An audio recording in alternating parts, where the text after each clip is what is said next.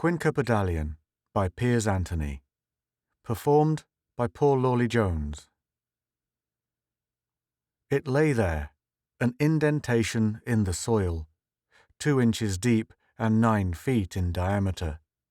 It was flat, it was smooth, and the sand and the dirt were twined with rotted leaves and stems in a marbled pattern. The edge, cut sharp and clean, exposed a miniature stratum leading up to the unpressed forest floor, and spoke of the weight that had stood on that spot, moulding the earth into the shape of its fundament.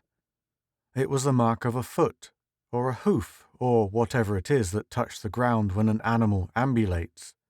One print. Charles Tinneman shook his head somberly. A single print could have been a freak of nature. This was one of many, a definite trail. They were spaced 20 or 30 feet apart, huge and level, ridges of spadiceous earth narrowed toward the center of each, rounded and smooth, as though squirted liquidly up between half-yard toes. Some were broken, toppled worms lying skew, scuffed when the hoof moved on. Around the spore rose the forest, in gargantuan splendor, each trunk ascending gauntly into a mass of foliage so high and solid that the ground was cast into an almost nocturnal shadow. At dusk, the 3 men halted. "We could set up an ark," Tinneman said, reaching behind to pat his harness. Don Abel grunted negatively. "Use a light, and everything on the planet will know where we are. We don't want the thing that made that," he gestured toward the trail, "to start hunting us." The 3rd man spoke impatiently.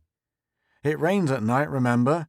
If we don't get close pretty soon, the water'll wash out the prints." Tinneman looked up. "Too late," he said. There was no thunder, but abruptly it was raining, solidly, as it must to support a forest of this type. They could hear the steady deluge flaying the dense leaves far above. Not a drop reached the ground. "The trees won't hold it back forever," Abel remarked. "We'd better break out the pup tent in a hurry." "Hey," Fritz Slaker's voice sang out ahead. "There's a banyan or something up here. Shelter." Columns of water hissed into the ground as the great leaves far above overflowed at last. The men galloped for cover, packs thumping as they dodged the sudden waterfalls. They stripped their packs and broke out rations silently. The dry leaves and spongy loam made a comfortable seat, and after a day of hiking the relaxation was bliss. Tinneman leaned back against the base of the nearest trunk, chewing and gazing up into the bole of the tree. It was dark, but he could make out a giant spherical opacity from which multiple stems projected downward, bending and swelling for 100 feet until they touched the ground as trunks 12 feet in diameter. Don Abel's voice came out of the shadow. "The monster passed right under here. I'm sitting on the edge of a print. What if it comes back?" Slaker laughed, but not loudly. "Maybe we're in its nest. We'd hear it, a critter like that. Just the shaking of the ground would knock us all a foot in the air." There was a sustained rustle. "What are you doing?" Abel asked querulously. "Making a bed," Slaker snapped. "Do you think it's safe?" Abel asked, though his tone indicated that he suspected one place was as unsafe as another. After a moment, the rustle signified that he too was making a bed. Tinneman smiled in the dark, amused. He really did not know the other men well. The 3 had organized an AWOL party on the spur of the moment, knowing that the survey ship would be planet-bound for several days. The bark of the tree was thick and rubbery, and Tinneman found it oddly comfortable. He put his ear against it, hearing a faint melodic humming that seemed to emanate from the interior. It was as though he was auditing the actual life processes of the alien vegetation, although on this world he was the alien, and this fascinated him. The other 2 were soon asleep. Sitting there in silence, the absolute blackness of a strange world's umbra pressing against his eyeballs, Tinneman realized that this outing, dangerous as it was, offered him a satisfaction he had seldom known. Slaker and Abel had accepted him for what he was not, one of the fellows. Those footprints, obviously animal yet so large. Would a pressure of 100 pounds per square inch depress the earth that much? How much would the total creature weigh? Tinneman found his pack in the dark and rummaged for his miniature slide rule. The tiny numbers fluoresced as he set up his problem. 144 times the square of 4.5 times pi divided by 20. It came to about 460 tons per print. And how many feet did it have? And how much weight did each carry when at rest? He had heard that creatures substantially larger than the dinosaurs of ancient Earth could not exist on land. On an Earth-type planet, which this one was with regard to gravity, atmosphere, and climate, the limits were not so much biological as physical. A diminutive insect required many legs, not to support its weight, but to preserve balance. Brontosaurus, with legs many times as sturdy as those of an insect, even in proportion to its size, had to seek the swamp to ease the overbearing weight. A larger animal, in order to walk at all, would have to have disproportionately larger legs and feet. Mass cubed with increasing size, while the cross-section of the legs squared.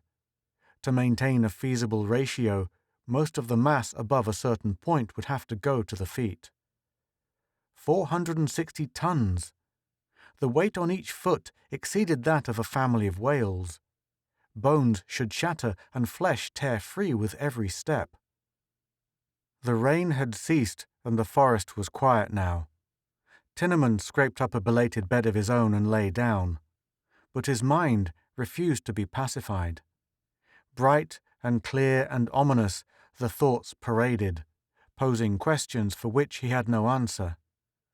What thing had they blundered across? A jumping animal. Tinneman sat up, too excited to sleep.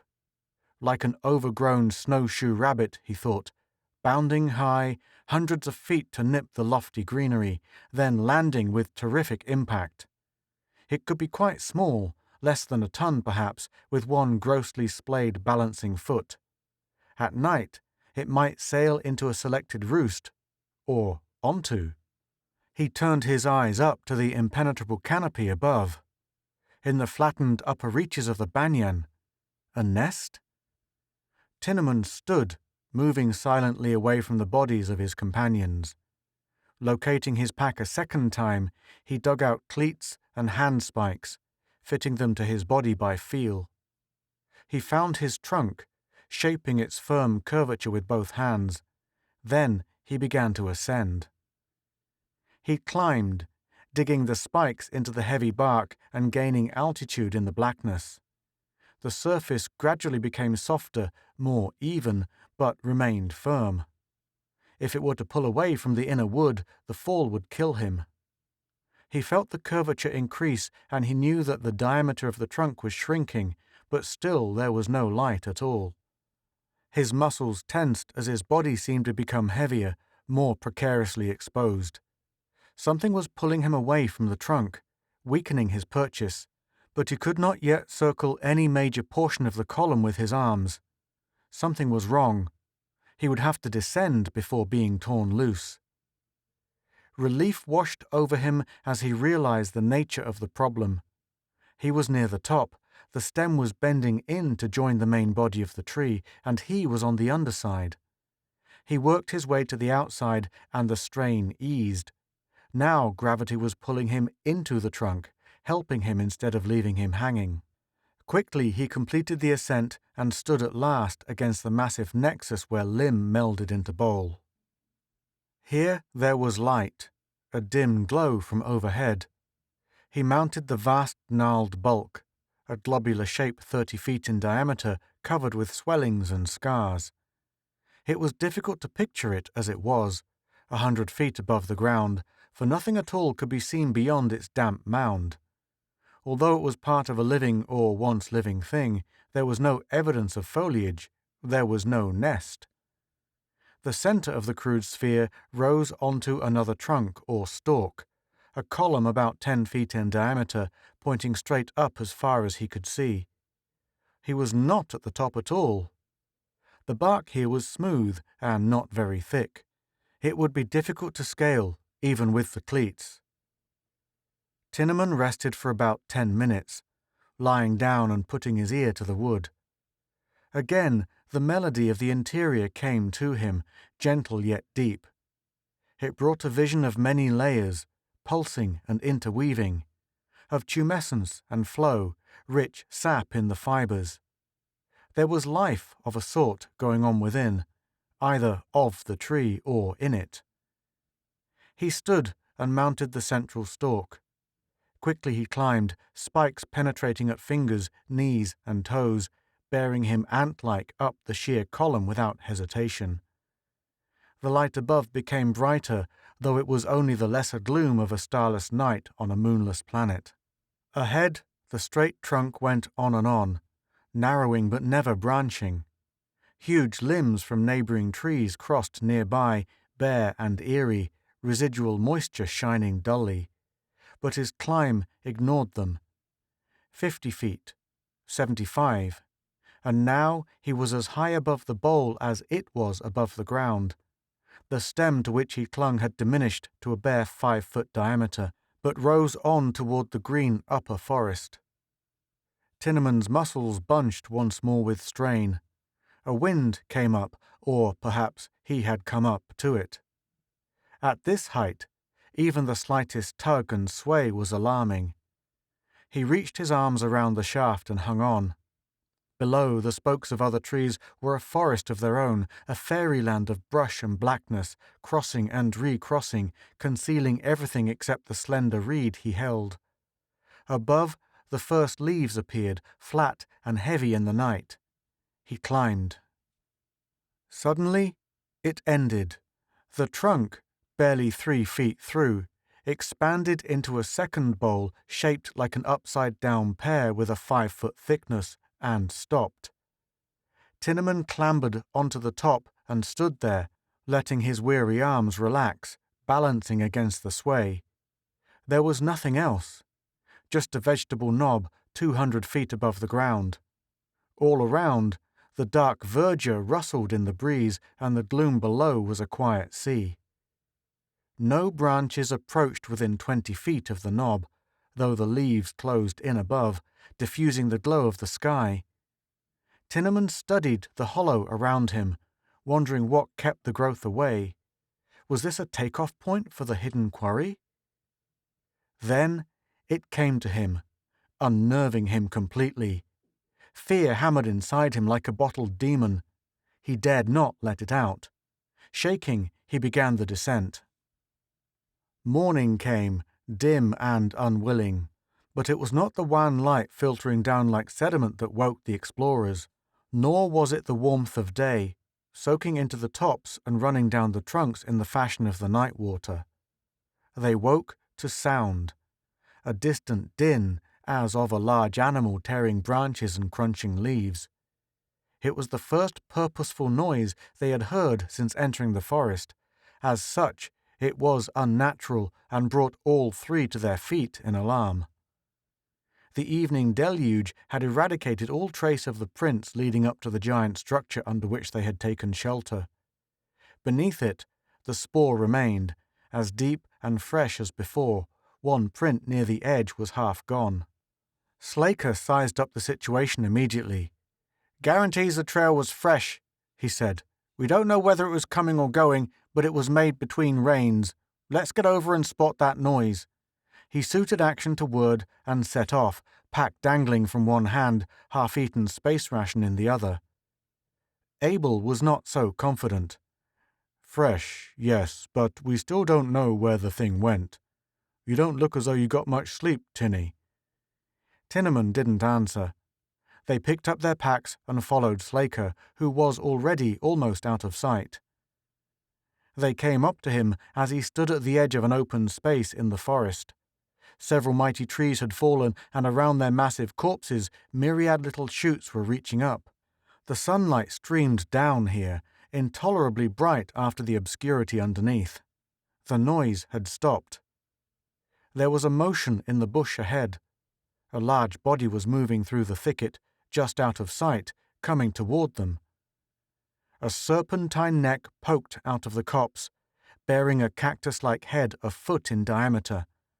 The head swung toward them, circularly machairodont, a ring of 6-inch eye stalks extended. The men froze, watching the creature. The head moved away, apparently losing its orientation in the silence. The neck was smooth and flexible, about 10 feet in length. The body remained out of sight. "Look at those teeth," Slaker whispered fiercely. "That's our monster." Immediately the head reacted, demonstrating acute hearing. It came forward rapidly, 20 feet above the ground, and in a moment the rest of the creature came into sight. The body was a globular mass about 4 feet across, mounted on a number of spindly legs. The creature walked with a peculiar caterpillar ripple, one 10-foot leg swinging around the body in a clockwise direction, while the others were stationary, reminding Tinnaman of the problems of a wounded daddy-long-legs. The body spun, rotating with the legs, but the feet managed to make a kind of processional progress. The spin did not appear to interfere with balance or orientation. The ring of eye stalks kept all horizons covered. Slaker whipped out his sidearm. "No!" Tinnaman cried, too late. Slaker's shot smacked into the central body, making a small but visible puncture. The creature halted as if nonplussed, legs rising and falling rhythmically in place. It did not fall. Slaker's second bullet tore into it, and his third, before Tinnaman wrested away the gun. "It wasn't attacking," he said, not knowing how to explain what he knew. They watched while the monster's motion gradually slowed, huge drops of ichor welling from its wounds. It shuddered. Then the legs began pounding the ground in short, violent steps, several at a time. Coordination was gone.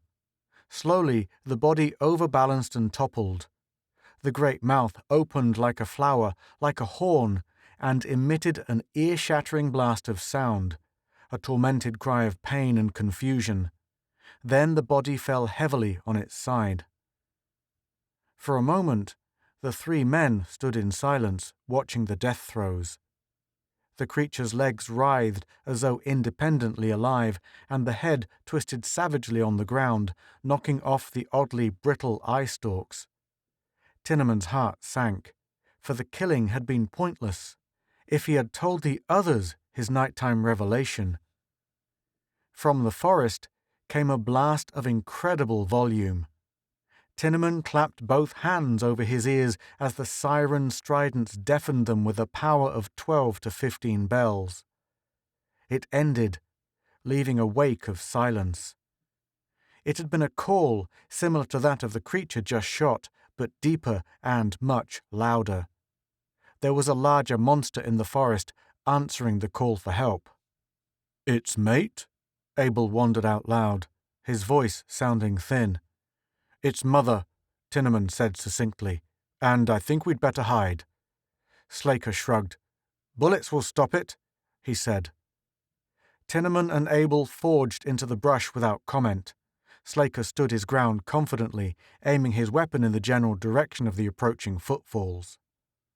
Once more, the foghorn voice sounded, impossibly loud, forcing all three to cover their ears before drums shattered and brains turned to jelly.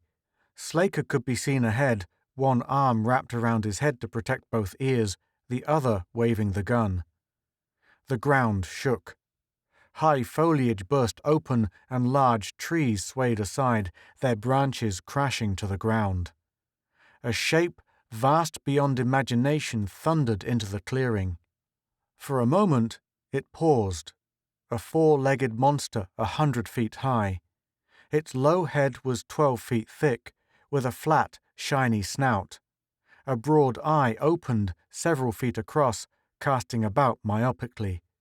A ring of fibers sprouted, each pencil thick, flexing slightly as the head moved. Slaker fired. The head shot forward, thudding into the ground 30 feet in front of him. The body moved, rotating grandly as another member lifted and swung forward. They were not heads, but feet. 5 feet with eyes. The monster was a hugely sophisticated adult of the quinquepedalian species Slaker had killed. The man finally saw the futility of his stand and ran. The towering giant followed, feet jarring the ground with rhythmic impacts, hoofs leaving 9-foot indents. It spun majestically, a dance of terrible gravity, pounding the brush and trees and dirt beneath it into nothingness.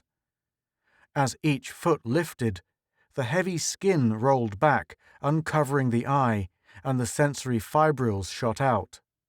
As each foot fell, the hide wrinkled closed, protecting the organs from the shock of impact. The creature was slow, but its feet were fast. The 5th fall came down on the running figure, and Slaker was gone.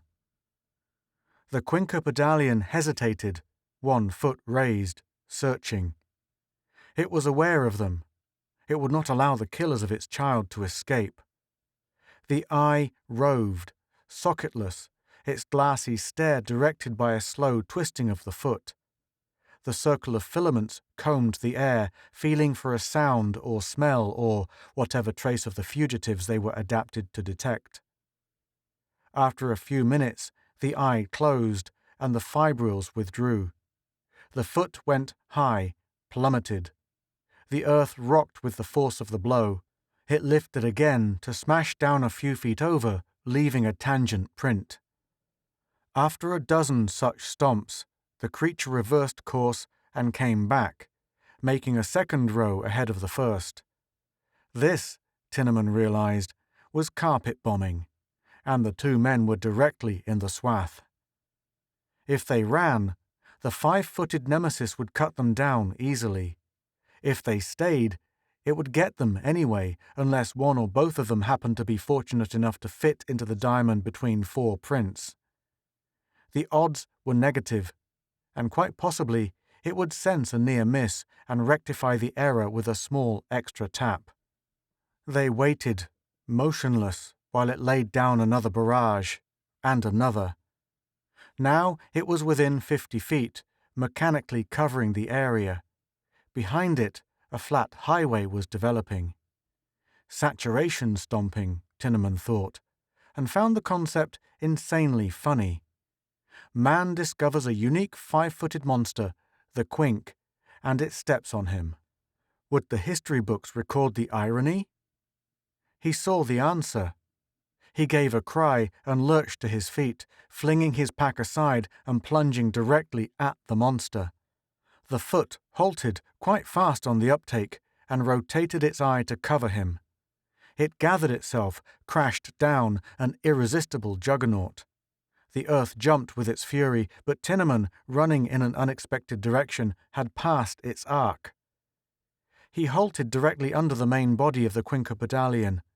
If his guess were correct, it would be unable to reach him there. It would have to move, and he would move with it. Far above, the main body hovered, a black boulder suspended on toothpicks. Above that, he knew, the neck and head extended on into the sky. A head shaped like a pear when its mouth was closed. The first foot turned inward, its eye bearing on him.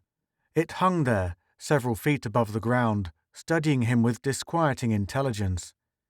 It did not try to pin him. Balance, Tinneman jugged, was, after all, of paramount importance to a creature 200 feet tall. If it lost its footing, the fall of its body would destroy it. So long as it kept 3 or 4 feet correctly positioned and firmly planted, it could not fall. But if it were to pull its members into too small a circle, it could get into serious trouble. Several hundred tons are not lightly tossed about. The quinquepedalian moved. The feet swung clockwise, one at a time, striking the ground with an elephantine touch. The bars of Tinneman's cage lifted and fell, crushing the terrain with an almost musical beat. The body turned, gaining momentum. The feet on one side seemed to retreat, on the other they advanced, forcing him to walk rapidly to keep himself centered. The pace increased. Now the feet landed just seconds apart, spinning the vast body forward. Tinneman had to break into a run. Small trees impeded his progress. Every time he dodged around an obstruction, the hind feet gained. On an open plain, he might have been able to outrun the monster, but now it had maneuvered him onto rough ground. If it didn't tire soon, it would have him. In time, it could force him over a cliff that its own legs could straddle, or into a bog. Or it might forget him and go after Abel, and he would have to stay under it, not daring to place himself outside its circle. His respect for it mounted. He was in the eye of a hurricane and would soon have to find some other place of safety. Tinneman studied the pattern of motion. At this velocity, the individual feet did not have time for more than peremptory adjustments. The maintenance of forward motion dictated an involved but predictable pattern. One foot had to vacate the spot for the next. He was not sure whether 2 feet ever left the ground at the same time, but could see sharp limitations. If he were to cross a print just vacated. He timed his approach and took off to the side, almost touching the ascending foot. It twisted in flight, its eye spotting him quickly, but it was unable to act immediately. It struck the ground far ahead, casting up debris with the force of its braking action, and the following member lifted in pursuit. Tinneman ran straight out at breakneck speed. He had underestimated Quink's versatility. The second foot went after him much more alertly than an ordinary nervous system should have permitted. In a creature of this size, many seconds should have elapsed before the brain assimilated the new information and decided upon a course of action. Yet the feet seemed to react promptly with individual intelligence. This thing was far too large and far-flung for the operation of any effective nervous system, yet it operated most effectively. The shadow of a leg passed over him, and Tinneman thought for a detached moment that he had been caught. But the impact was 20 feet to his rear. The next one would get him unless... He cut sharply toward a medium-large tree at the edge of the clearing. He dared not look, but he was sure the creature behind was milling in temporary confusion. He could not dodge as fast as he hoped. He reached the tree and ducked behind its 15-foot diameter, feeling safe for the moment. Quink brought up before the tree. One foot quested around the side, searching for him. He could see its enormously thick hoof, completely flat on the underside, polished steel with a reddish tinge in the center. Probably natural coloration, but he thought of Slaker and shuddered. The wooden skin drew back, uncovering the eye. The ankle above the hoof widened, the skin bunching in a great roll. He knew now that it settled when the foot rested, coming down to make contact with the ground. He had rested against that swelling last night. He had climbed that leg. As though satisfied it could not reach him so long as he hid beneath the tree, the quinquepedalian paused for an odd shuffle. Tinneman peeked around the trunk and saw the legs bunched together in a fashion that destroyed some previous theories, then spread out in a trapezoidal formation. One foot hung near the tree, supporting no weight and seemingly overbalancing the body somewhat. Then the near foot hefted itself high, swinging like a pendulum, and threw itself against the tree with resounding force. The entire trunk reverberated with the blow, and a shower of twigs and leaves fluttered down from the upper reaches. The foot struck again, higher, and again the tree quaked and loosed a larger fall of detritus. Tinneman kept a cautious eye on it. He could be laid low by a comparatively small branch. The single foot continued its attack, striking the tree regularly about 50 feet above the ground. At that height, the foot was about the same diameter as the tree, and the weight behind it was formidable. Yet such action seemed pointless, because damage to the tree would not affect the man behind it. Or was he underestimating Quink again? The pounding ceased, and he poked his head cautiously around once more. Was the thing retreating? Somehow he did not expect it to give up easily. It had demonstrated too much savvy and determination for that. It was a remarkable animal, not only for its size. 3 legs stood in a tripod, while 2 came up simultaneously. Tinneman's brow wrinkled. It did not seem possible for it to maintain its balance that way, but it was acting with assurance. It had something in mind. The 2 feet rose, together, one held just above the other. In awe, Tinneman watched the lofty body topple forward, unable to stand upright in such a position. Suddenly, the 2 feet thrust forward with staggering power. The entire body rocked backward as they smashed into the tree. And this time, the timber felt it. A gunshot explosion rent the air as the fibers of the trunk split and severed, wood splaying. And the large roots broke the ground like sea monsters as the entire tree hinged on its roots. Now Tinneman could see how the clearing had been formed. The parent opened a hole in the forest so that the baby could feed on the little saplings. As the vegetation grew, so did the child, until tall enough to reach the foliage of full-sized trees. A few more blows would fell this one. Tinneman waited for the next impact, then fled, hidden from view, he hoped, by the tilting trunk. The creature continued its attack, unaware that the real quarry had gone.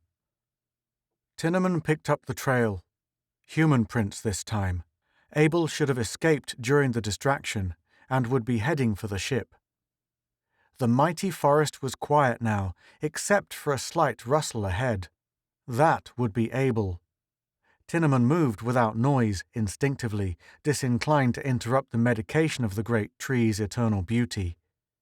And knew that he was a fool, for the forest hardly cared, and the quinquepedalian, with all its decibels, would not worry about the distant patter of human feet. "Don," he called, not loudly. Abel turned at once, a smile on his face. "Tinny, I'm glad you got away." He, too, was careful of his volume. Probably the monster could not hear, but it was pointless to ask for trouble. "You seemed to know what you were doing, but I was afraid you had not made it. I would have waited for you if—" "I know, Don." Abel was no coward. If there had been any way to help, he would have done so. When dealing with the quinquepedalian, loitering was futile and dangerous. The person involved either got away or he did not. The most practical recourse was to trek immediately for the ship, so that at least one person would live to tell the story. "Ship takes off in 12 hours, Abel said, shaking his pack into greater comfort. "If we move right along, we can make it in 6 hours. Can't be more than 20 miles. "Going to make a full report, Don?" Tinneman was uneasy, without being certain why. "Fritz was killed," Abel said simply. Tinneman put out a hand and brought him to a stop. "We can't do it, Don." Abel studied him with concern. "I'll give you a hand if you got clipped. I thought you were okay." "I'm all right." "Don, we killed that thing's baby. It did what any parent would do. If we report it, the captain will lift ship and fry it with the main jet." "Code of space, Tinny. Anything that attacks a man—" "It didn't attack. It came to the defense of its child. We don't have the right to sentence it." Abel's eyes grew cold. "Fritz was my friend.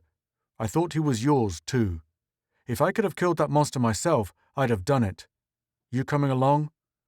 "Sorry, Don. I have no quarrel with you, but I can't let you report Quink to the captain." Abel sized him up, then took off his pack. He didn't ask questions. "If that's the way it has to be," he said evenly. Don Abel was a slow man, cautious in his language and conservative in action. But he had never been mistaken for a weakling. His fists were like lightning. Tinneman was knocked back by 2 blows to the chin and a roundhouse on the ear. He held back, parrying with his forearm. Abel landed a solid punch to the midriff, bringing down his guard, and followed that with a bruising smack directly on the mouth.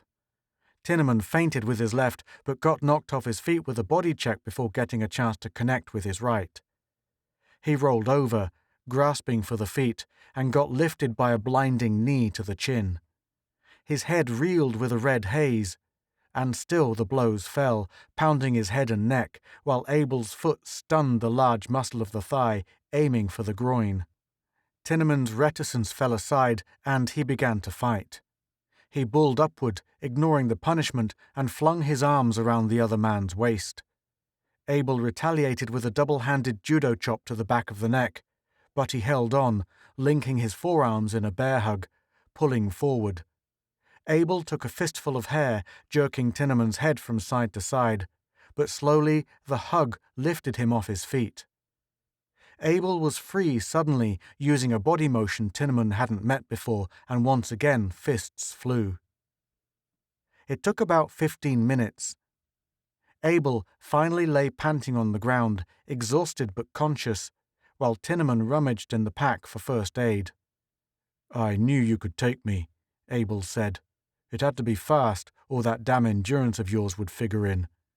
You ever been tied in your life, Tinny?" Tinneman handed him the sponge to clean up the blood. "Last night I climbed the quink," he said. "I stood on its head, and it never made a motion." "Quink? Oh, you mean the monster." Abel sat up suddenly. "Are you trying to tell me—" A look of awe came over his face. "That thing with the legs? The big one? You mean we slept under?" He paused for more reflection. "Those tracks. It does figure. If it hadn't been so dark, we would have seen that the monster was still standing in them. That's why there were leaves under there, and a couple of prints from the front feet. It must have been asleep." His mind came belatedly to grips with the second problem. "You climbed it?" Tinneman nodded soberly. "It couldn't have slept through that. I used the spikes. I didn't catch on until I saw the way the leaves had been eaten around the head. All it had to do was open its mouth, but it let me go. Live and let live." Abel came to his feet. "Okay, Charlie. We'll wait 6 hours before heading for the ship. That'll give us time to look this thing over. Don't get me wrong, I haven't made up my mind. I may still tell the captain, but not right away." Tinneman relaxed. "Let's see what we can learn," he said. He reassembled Abel's pack, then glanced up. The foot was there, poised with Damoclesian ponderosity 15 feet above their heads. The eye was open, fibrils extended. The quinquepedalian had come upon them silently. "Split!" Tinneman yelled. The two men dived in opposite directions. Once more the ground bounced with concussion as he raced for the nearest tree. He slid around it, safe for the moment. A glance back showed the monster hauling its foot back into the air. Only half of Don Abel had made it to safety. Then the huge hoof hovered and dropped, and the grisly sight was gone. There was only another flat print in the earth. Abel might have been fast enough if he hadn't been weakened by the fight. Just as Slaker would have been more careful had he been warned. The quinquepedalian was the agent, but Tinneman knew that he was the cause of the two deaths. Now Quink approached the tree, spinning in her stately dance, hoofs kissing the shadowed ground without a sound. She stood. Why hadn't she crushed them both as they fought, oblivious to the danger above? She must have been there for several minutes, watching, listening. One gentle stomp, and vengeance would have been complete. Why had she waited? Fair play? Was this thing really intelligent? Did it have ethics of its own? Her own? The familiar foot came around the trunk, perceptors out. He stood calmly, knowing that he was safe from immediate harm. He stooped to pick up a handful of dirt, tossing it at the light-sensitive area. The eye folded shut immediately, letting the earth rattle over the bare hide. Fast reflexes. Too fast. An animal of this size had to be handicapped by the distance between brain and appendages. It was manifestly impossible to have an instantaneous reflex at the end of a limb 100 feet long. No neural track could provide anything like the speed he had witnessed. Tinneman moved to the other side of the trunk, as though getting ready for a dash to another tree. The foot swung around at once, intercepting him from the other direction, There was no doubt that it learned from experience and could act on it immediately. But how could that impulse travel from eye to brain and back again so quickly? Usually, an animal's eye was situated quite close to the brain to cut down neural delay, unless Quink had a brain in her foot. The answer struck him stunningly. There was a brain in the foot. There had to be. How else could the pedal members be placed so accurately while maintaining perfect balance? There would be a coordinating ganglia in the central body, issuing general orders concerning overall motion and order of precedence for the lifting of the feet. There could be another small brain in the head to handle ingestion and vocalization. And each foot would make its own decisions as to exact placement and manner of descent. 7 brains in all, organized into a mighty whole. The foot brains could sleep when not on duty, firmly planted in the ground and covered by a thick overlap of impervious skin. They were probably not too bright as individuals, their job was specialized, but with the far more powerful central brain to back them up, any part of Quink was intelligent. "Creature of the forest," Tinnaman said to it in wonder. "Quinquepedalian, septacerebrian, you are probably smarter than I. And certainly stronger." He thought about that, discovering a weird pleasure in the contemplation of it. All his life he had remained aloof from his fellows, searching for something he could honestly look up to. Now he had found it. 11 hours later, on schedule, the ship took off. It would be 3, 4, 5 years before a squat colony ship came to set up frontier operations. Quink was stalking him with ageless determination and rapidly increasing sagacity. Already she had learned to anticipate the geometric patterns he traced. He had led her through a simple square, triangle, and star, giving up each figure when she solved it and set her body to intercept him ahead. Soon she would come to the conclusion that the prey was something more than a vicious rodent. Once she realized that she was dealing with intelligence, communication could begin. Perhaps, in time, she would forgive him for the death of her child and know that vengeance had been doubly extracted already. The time might come when he could walk in the open once more and not be afraid of a foot. At night, while he slept, he was safe, but by day. Perhaps when the colonists came, they would be greeted by a man riding the mightiest steed of all time, or by the Quinquepedalian carrying its pet. It did not matter who was ascendant, so long as the liaison was established. "Creature of the forest," he said again, doubling back as he perceived her bulk in weight at an intersection of the triquetra pattern. For a moment he stood and looked at her, so vast and beautiful, spinning in the dance of his destruction. "Creature of the forest," he said, "thou art mighty. Thou art mightier than I." There was an answering blast, bells in magnitude, like a goddess awakening beyond the horizon. You have been listening to Quinquepedalian by Piers Anthony, performed by Paul Lawley Jones.